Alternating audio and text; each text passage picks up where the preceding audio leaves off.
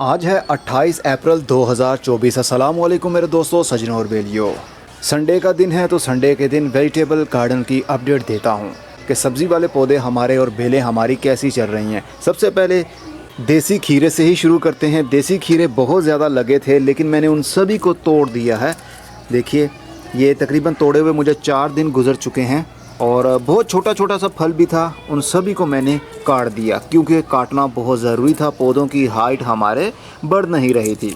देखिए बिल्कुल छोटे छोटे से भी थे, उनको भी मैंने काट दिया है। तो अब पौधों की बेलें ज़्यादा लंबी होंगी। लंबी होने का मतलब उतने ज़्यादा फूल आएंगे और उतने ही ज़्यादा खीरे बनने के चांसेस और भी बढ़ जाएंगे। तोरी के पौधे को भी मैंने इसी तरह पिंच कर दिया था और अब आकर माशाल्लाह इनकी दोबारा से ग्रोथ शुरू हो चुकी है। जो टहनियाँ जहाँ से मैंने काटी थी वहाँ से नए नए शूट्स भी निकलना शुरू हो चुकी हैं। यहाँ से देखिए ये मैंने टहनी यहाँ से काट दी तो यहाँ से एक नई टहनी निकली और ये अब बड़ी हो रही है। यहाँ से भी मैंने इसको ऊपर से काट दिया था और फिर से ये लंबी हो गई और अभी तक मैंने इसको नहीं काटा। फिर ऊपर गया और ऊपर आकर भी मैंने इसको यहाँ से इस जगह से भी काट दिया है। तो अब ये वाला शूट निकल रहा है। तो यहाँ पर देखिए तोरी लगना भी शुरू हो चुकी है। एक ये तोरी बन रही है। जितने भी नोड्स होंगे हर नोड यानी हर पत्ते के साथ में एक तोरी एक फल आपको देखने पर नज़र आएगा। जैसा मैंने प्रूनिंग करने का इसका तरीका बताया, कटिंग करने का तरीका बताया कि बेल वाली सब्जियों की कैसे कटिंग करनी है। ये देखिए इसके ऊपर भी एक तोरी लग गई। इसकी भी मैंने सारा फ्रूट उतार दिया था लेकिन अब नहीं उतारूँगा क्योंकि अब बेल की ग्रोथ शुरू हो चुकी है। जैसे जैसे ये बढ़ती जाएगी वैसे वैसे तोरियाँ लगती जाएंगी। ज़्यादा फीमेल फ्लावर ज़्यादा आएंगे, इसका मतलब ज़्यादा फल बनेगा। ये है मेल। देखिए लंबी सी एक डंडी निकलती है और उसके आगे फूलों के गुच्छे लग जाते हैं। देखिए अभी मक्खियाँ यहाँ पर आ रही हैं, रस चूसती हैं यहाँ पर आकर। एक फूल से जब दूसरे फूल पर जाकर बैठती हैं तो कुदरती तौर पर ही पॉलिनेशन हो जाती है, तो फूल के अंदर से फल बनना शुरू हो जाता है। तो मेल फूल तकरीबन ये 2 से 3 दिन तक खिला रहता है, फिर ये मुरझा जाता है और जो दूसरी कलियां हैं वो खिल जाती हैं। वक्त के साथ साथ तोरी के इसी तरह फूल खिलते रहेंगे और तोरियां बनती रहेंगी। मैंने इसलिए सारा फ्रूट ड्रॉप कर दिया था क्योंकि एक छोटा सा डिब्बा है थर्मोकोल का, इसके अंदर 2 बेलें लगी हुई हैं। अगर ज़्यादा जगह होती तो मैं कभी फ्रूट को ड्रॉप नहीं करता, लेकिन क्या करें, छतों के ऊपर बहुत सारी लिमिटेशन होती है तो मजबूरी में हमें ये सब कुछ करना पड़ता है। अगर आप पौधे से कम स्पेस में ही अच्छी प्रोडक्शन लेना चाहते हैं, अच्छी प्रोडक्शन का मतलब ये नहीं है कि एक तोरी का या एक सब्ज़ी की बेल होगी और उसको 20 किलो तक फल लग जाए। वैसे तो मैंने नहीं देखा कि छत के ऊपर ऐसा पॉसिबल हो, लेकिन देखेंगे, गमलों के अंदर लगाया हुआ है, मैं भी देखूंगा, आप लोग भी देखेंगे, मेरे नॉलेज में भी इजाफा होगा और आप लोगों के भी होगा। और साथ वाली में लगाया हुआ था हमने लौकी को भी मैं इसी तरह प्रून करता आ रहा हूँ वक्त के साथ साथ। ये देखिए यहाँ से भी मैंने की है और अभी थोड़ी देर पहले भी मैंने इसको यहाँ से काटा है। इनकी पत्तियों को काटना पड़ता है। ये देखिए अगर हम नहीं कटाई करेंगे तो फिर मेल फूल बहुत ज़्यादा आएंगे, जिसकी वजह से फूल तो बहुत ज़्यादा देखने पर मिलेंगे लेकिन उनमें से एक भी लौकी नहीं बनेगी। अभी आपको दिखाता हूँ, छोटी छोटी सी लौकीज़ बनना शुरू हो चुकी हैं। अभी मैंने देखी थी, बहुत छोटी हैं वो असल में। ये बोतल गोड है, यानी जो लंबे वाली होती है ना लौकी, घिया, लंबा घिया, ये वो है। चलिए जब वो थोड़ा सा बड़ा होगा अगले ओवरव्यू तक आपको पता चल जाएगा। तो करेले की बेलों को भी मैंने ऐसे ही किया। एक डिब्बे के अंदर 2 बेलें लगी हुई हैं, उनको भी मैं वक्त के साथ साथ पिंच कर रहा हूँ। और ये देखिए अब माशाल्लाह बेलें तो बहुत ज़्यादा बड़ी हो रही हैं और मेरी कोशिश है अब ये मेरे हुड के ऊपर चढ़ जाए। इस बार मैंने ट्रेलिस नहीं बनाया था। अगली बार जब भी सब्ज़ियाँ लगाने का प्लान होगा, बल्कि अब तो रहेगा ही ये प्लान, इस चैनल के ऊपर आपको सब्ज़ी वाली वीडियोज़ ही देखने पर मिला करेंगी। हाउस प्लांट्स को अब मैं नहीं लगाऊंगा, सब्ज़ियां लगाएंगे, हम भी खाएंगे और अपनी सेहत को अच्छा बनाएंगे और आप लोगों को भी मैं सिखाऊंगा। तो इसको भी मैं करेले की बेल को वक्त के साथ साथ पिंच कर रहा हूँ। इसके फूलों को भी मैं तोड़ देता हूँ क्योंकि अभी मुझे ज़रूरत नहीं है। मैं चाहता हूँ पहले बेल बहुत अच्छे से फैल जाए, बहुत ज़्यादा टहनियाँ आ जाएँ, उसके बाद ही इसके ऊपर बोझ डालूँगा। अगर आपने अभी तक 3G कटिंग करने वाली वीडियो नहीं देखी तो वीडियो पर लिंक दे रहा हूँ, क्लिक कर लीजिए। आपको देखने पर मिलेगा कि कैसे आपने कटाई करनी है पौधों की ताकि आपके पौधे पर ज़्यादा से ज़्यादा फल आ सके। और अभी देखिए मैंने हलवा कद्दू की भी बहुत सारी प्रूनिंग की है, पत्ते भी तोड़े हैं नीचे वाले और अब इसकी ग्रोथ काफ़ी अच्छी चल रही है। लेकिन अभी तक कोई हमें घिया नज़र नहीं आएगा, लेकिन आने वाली वीडियोज़ में आप देखेंगे कि इसको घिया भी लगा होगा। ये अभी तक तो मेल फूल बहुत ज़्यादा आ रहे हैं। जैसा मैंने बताया था, जो मेन स्टेम होती है ना, जो बीज के अंदर से पहली टहनी निकलती है, वो जितनी भी लंबी हो जाए उसके ऊपर सिर्फ मेल फूल ही आएंगे, फीमेल फ्लावर्स नहीं आएंगे जब तक कि हम उसकी सब ब्रांचेस नहीं निकालेंगे। मतलब जो साइडों से टहनियाँ निकलती हैं ना, वो जब तक नहीं निकलेंगी तब तक कोई फल नहीं देखने पर मिलेगा। अभी मैंने वो भी देखा था, एक छोटा सा बन रहा था, ये देखिए मिल गया। ये देखिए जनाब, ये है फीमेल फूल जिसके पीछे ही एक कैप्सूल बनने लगता है, और ये है मेल फूल जिसकी डंडी लंबी हो जाती है, जैसा मैंने बताया भी था आपको। तो अब ये वाला फल आहिस्ता आहिस्ता से बड़ा होगा, फिर ये जो कली है ये खिल जाएगी और ये फूल भी खिल जाएगा। दोनों की हवा की वजह से पॉलिनेशन हो जाएगी। अगर ना हुई तो रस चूसने वाले जो कीड़े आते हैं वो मेल फूल पर बैठने के बाद में रस चूसेंगे और फिर उड़कर फीमेल की तरफ चले जाएंगे, वहाँ पर रस चूसेंगे। इस तरह उनकी टांगों के साथ जो पाउडर लगता है जिसको पोलन्स कहते हैं वो गिर जाएगा, तो पॉलिनेशन भी हो जाएगी, फिर फल बनना भी शुरू हो जाएगा। अरे वाह, एक ये भी लग गया। देखिए कटिंग करने का कितना फ़ायदा होता है। अभी ये बेल तकरीबन 5 फुट की है, मतलब 5 फुट की हाइट में ये फल लग रहा है, लेकिन ये बड़ा होगा या नहीं ये तो हमें वक्त बताएगा। अभी हमारे लिए यही बहुत खुशी की बात है कि हमारे पौधे के ऊपर मेल फूल के अलावा फीमेल फूल यानी फल भी बन रहा है। ये देखिए अभी अभी मैंने टहनी को तोड़ा है, यहाँ से ताज़ा ताज़ा लिक्विड भी निकल रहा है, और अब यहाँ से जो टहनी निकलेगी उसके ऊपर फीमेल फूल ही आएंगे, मतलब फल ही फल आएगा। लेकिन मैंने कहा कि 3G कटिंग से ज़्यादा बढ़कर आप 4G या 5G कटिंग की तरफ मत जाइएगा, नहीं तो आपके पौधे में इतनी हिम्मत नहीं होगी कि वो फ्रूट के भार को बर्दाश्त कर सके और उसको खाद मुहैया कर सके। क्योंकि हमने गमलों के अंदर सब्जियां लगाई हैं, तो गमलों के अंदर मिट्टी के अंदर कितनी खाद आप दे देंगे, उतना ही बोझ डालिएगा जितना पौधा आराम से उठा ले। और साथ वाली में तर लगी हुई है, तर की बेलें भी अब लंबी हो गई हैं, और ये देखिए तर बनना भी शुरू हो गई है। ये फीमेल फूल होता है, जैसा मैंने बताया था कि पीछे वाली साइड से वो कैप्सूल टाइप होता है और आगे से जाकर कली बन जाती है। अब ये फूल कल खिल चुका था, अब ये बंद हो गया है, और ये मेल की निशानी, ये मेल फूल है। हवा की वजह से क्रॉसिंग हो जाती है, और ये देखिए ये भी तर बन रही है। मतलब अभी ये देखिए एक ये भी है। पहले मुझे कुछ दिख नहीं रहा था, लेकिन जैसे वीडियो शूट करने लगा हूँ तो सब कुछ दिखने लगा है। अरे वाह, ये देखिए एक और भी है। तो कटिंग करने का ये हमें फ़ायदा होता है कि फ़ीमेल फूल ज़्यादा आएंगे, मतलब फल ज़्यादा आएगा। और साथ वाली में है घिया कद्दू, गोल वाला कद्दू होता है ना, वो है। और ये देखिए जनाब, पत्ते के ऊपर ही माशाल्लाह ये बहुत आराम कर रहा है और ये फल बड़ा हो रहा है। आहिस्ता आहिस्ता से ये और भी बड़ा होगा। और एक ये भी देखिए टहनी के एंड में भी लग रहा है। तो जितनी कटाई आप करते रहेंगे आपके पौधे पर उतना ज़्यादा फल लगता रहेगा। ये नहीं है कहा टहनी को आपने काट देना है। मेरी प्रूनिंग वाली वीडियो को देख लीजिए, आपको पता चल जाएगा कि आपने कैसे पौधे को मैनेज करना है। असल में फ़र्स्ट टाइम मैं इस चैनल के ऊपर, अरे ये देखिए एक हमारा फल चिड़िया ने ख़राब कर दिया। ये देखिए चिड़ियाँ भी आती हैं ना और नई शूट को तोड़ देती हैं, ऊपर से जो नए पत्ते निकल रहे होते हैं ना, बहुत सारे मेरे पौधों की टहनियाँ चिड़ियाँ आकर तोड़ देती हैं। और अच्छी बात भी है, कुदरती तौर पर ही वो काट रही हैं ताकि पौधे से ज़्यादा साइड ब्रांचेस निकल सकें। और ये देखिए अब ये कली लग गई है, लेकिन ये मेल फूल की निशानी है। पीछे से ये बारीक है, आगे से ये मोटी है। अगर ये पीछे से मोटी होती और आगे से बारीक मतलब कली लगी होती तो फिर ये फीमेल फूल की निशानी थी। और इस साइड पर टिंडे लगे हुए हैं और टिंडों की ग्रोथ भी अभी हो रही है। फ़िलहाल मैं पिंच कर देता हूँ इनको। मेरा अभी कोई भी इरादा नहीं है कि इनके ऊपर बोझ डालूं और इनका फल हासिल करूं। फ़िलहाल के लिए पौधों की ग्रोथ अच्छी होनी चाहिए। और ये ट्रैप तो आपने देखा था जब मैंने वीडियो बनाई थी फ्रूट फ्लाइज़ के लिए। जब हमारा फ्रूट ख़राब हो जाता है, उसके अंदर से कीड़े निकलते हैं, वो क्यों निकलते हैं, मैंने इसके ऊपर एक अलग से वीडियो बनाई थी। अभी आपको दिखाता हूँ इसके अंदर कितनी फ्रूट फ्लाइज़ मर चुकी हैं। इसका ढक्कन मैंने अभी लूज़ किया था आपको दिखाने के लिए, क्योंकि एक हाथ से कैमरा पकड़ना थोड़ा मुश्किल होता है।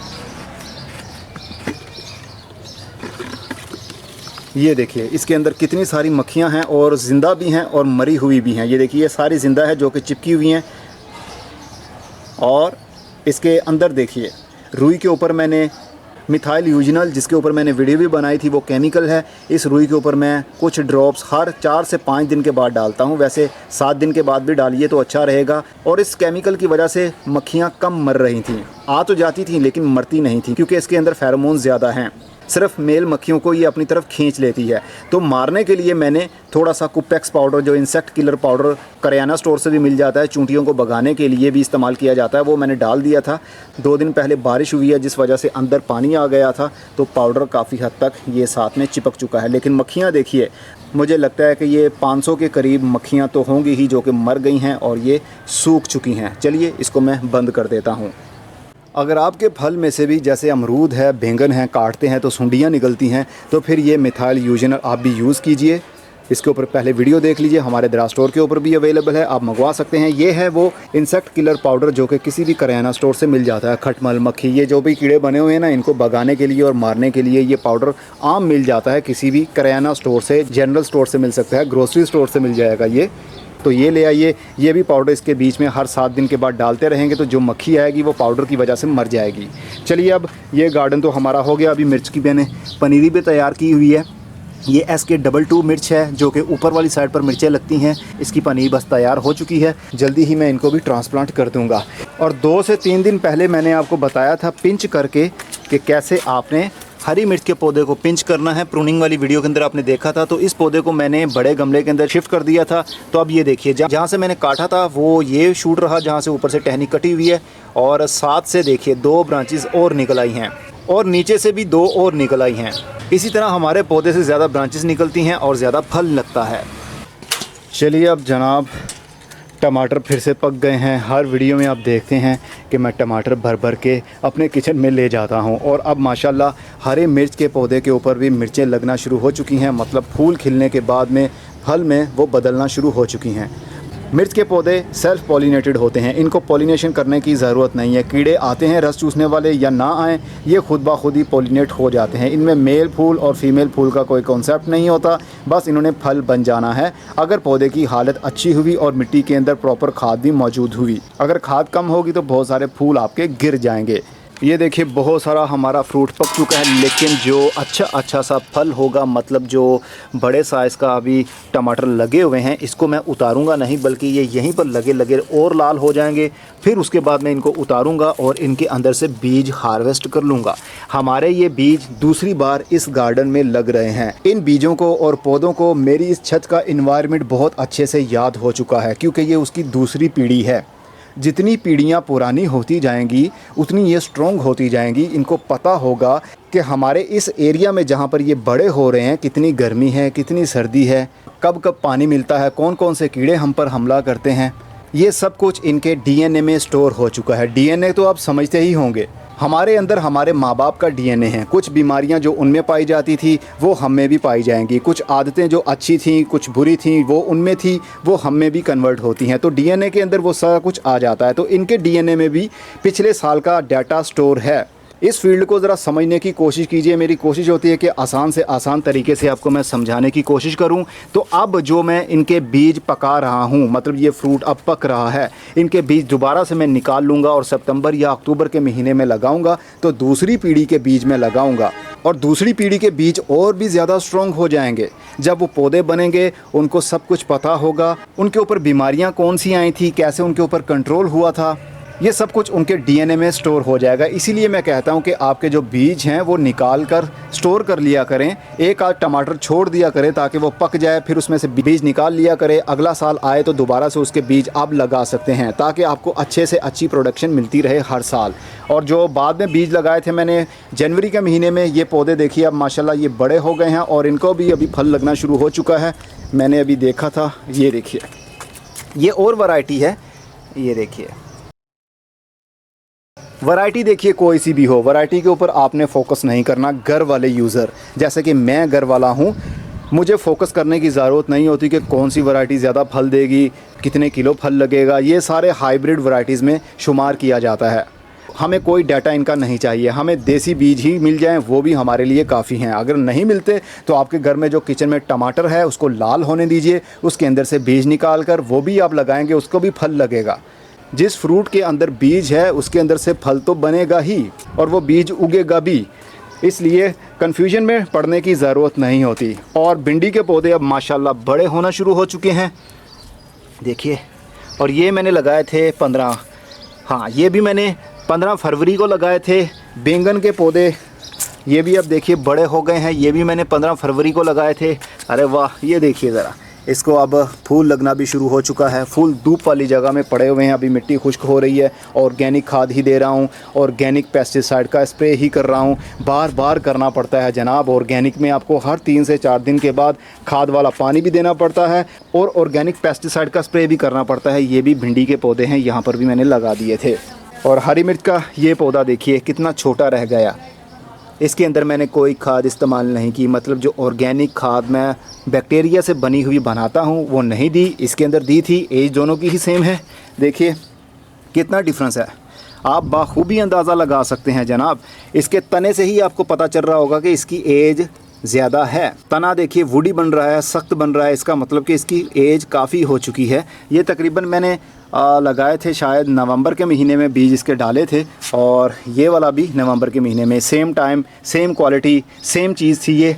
और ये देखिए अब शूट SK22 मिर्चें लगना शुरू हो चुकी हैं, देख सकते हैं आप कितनी खूबसूरत मिर्च बन रही है। गुच्छों की सूरत में इंशाल्लाह अगले ओवरव्यू में आपको पता चल जाएगा। तकरीबन 7 दिन के बाद अगले संडे को जब मैं ओवरव्यू बनाऊंगा तो बहुत सारी मिर्चें आपको देखने पर नज़र आएंगी।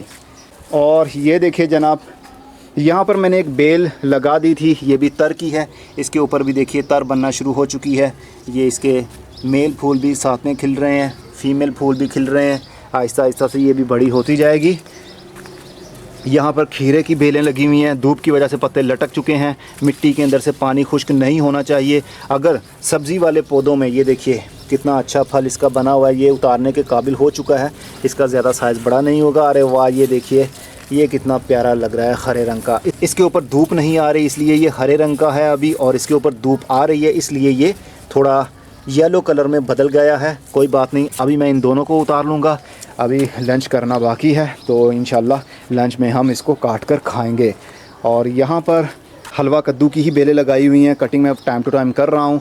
और यहाँ पर भी हलवा कद्दू की ही लगाई हुई हैं बेलें मैंने। ये देखिए मेल फूल कितने ज़्यादा हैं जनाब, मेल फूल का होना बहुत ज़रूरी है। अगर मेल फूल बिल्कुल नहीं होंगे तो फीमेल फूल के आने का कोई फ़ायदा नहीं होगा। उसके अंदर से ये देखिए जब फल बन रहा होगा तो जब फूल खिल जाएगा, अगर मेल फूल के पॉलेंस फीमेल फूल के अंदर ना गिरे तो फिर इसकी पॉलिनेशन नहीं हो पाएगी, फिर आपका ये छोटा सा फल सूख कर गिर जाएगा। इसलिए मेल फूल का होना भी बहुत ज़रूरी है। लेमन प्लांट की ग्रोथ बहुत अच्छी चलती है। ये देखिए कितने सारे छोटे छोटे से लीमू इसको लग रहे हैं, 1 2 3 4, मतलब एक ही जगह से 4 फल बन रहे हैं। आने वाले टाइम में और भी बहुत सारी जगह से फल निकलेगा, लेकिन ज़रूरी नहीं होता, क्योंकि ज़मीन जितनी ज़्यादा इसको मिल जाएगी उतना ज़्यादा अच्छा होगा इनके फल देने के लिए। और इसी ग्रो बैग के अंदर जिसमें ये लेमन प्लांट लगा हुआ है, मैंने हलवा कद्दू की बेल भी इसी के अंदर लगाई हुई है, और उसके साथ भी हलवा कद्दू की ही बेल लगी हुई है जो कि अब बड़ी हो रही है। बस जनाब ओवरव्यू काफ़ी लंबा हो जाएगा, अब अगले हफ्ते फिर मिलेंगे। और हाँ, ये जो टमाटर बीफ टमाटो मैंने लगाए थे बड़े ग्रो बैग के अंदर लगा दिए थे, 1 2 3 पौधे मैंने लगाए थे, और अब ये कलियों पर आ गए हैं।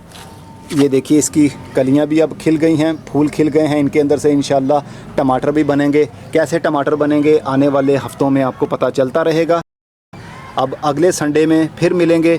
मैं अब हर संडे को गार्डन ओवरव्यू, मतलब वेजिटेबल गार्डन ओवरव्यू बना के आप लोगों के साथ शेयर किया करूंगा, ताकि आप लोगों के नॉलेज में इजाफा हो सके, आप लोग खुद से मोटिवेट भी हो सकें। क्योंकि मुझे मालूम है अब मैं सब्जियों के पीछे हाथ धोकर पड़ गया हूं। इंशाल्लाह आप लोगों को सब कुछ सिखा दूंगा। जो जो आपकी छोटी छोटी सी बातें, छोटे छोटे से सवाल आपके माइंड में घूमते रहते हैं ना, जिनका जवाब आपको मिलता ही नहीं है, वो इंशाल्लाह अब मेरी थ्रू आपको ज़रूर मिल जाया करेगा। अगले संडे को मिलेंगे ओवरव्यू के साथ। तब तक अपना बहुत सारा ख्याल रखिएगा। खुदा हाफिज़। और आपके पौधों की कैसी हालत चल रही है ये भी कमेंट बॉक्स में ज़रूर बताइएगा। तो ये आज की हमारी हार्वेस्ट है। दोनों खीरे भी उतार लिए और कुछ टमाटर भी उतार लिए, लेकिन बहुत सारे टमाटर अभी लगे हैं जो कि लाल रंग में बदल रहे हैं। इनको मैं छेड़ूंगा नहीं, क्योंकि इनके अब मैंने बीज हार्वेस्ट करने हैं। जैसे जैसे गर्मी बढ़ती जाएगी वैसे वैसे टमाटर के पौधे मरते जाएंगे। जो पौधे हमने लेट लगाए थे, मतलब जनवरी के महीने में लगाए थे, अभी उनके अंदर इतनी विल पावर है कि वो मौसम की सख्ती को बर्दाश्त कर सकते हैं। लेकिन आने वाले टाइम में इनके पत्ते छोटे होने लगेंगे, फूल भी कम आने लगेंगे, नई टहनियाँ भी कम आने लगेंगी, और फिर एक टाइम आएगा ज़्यादा हीट होने की वजह से ये पौधे भी बर्न हो जाएंगे, मर जाएंगे।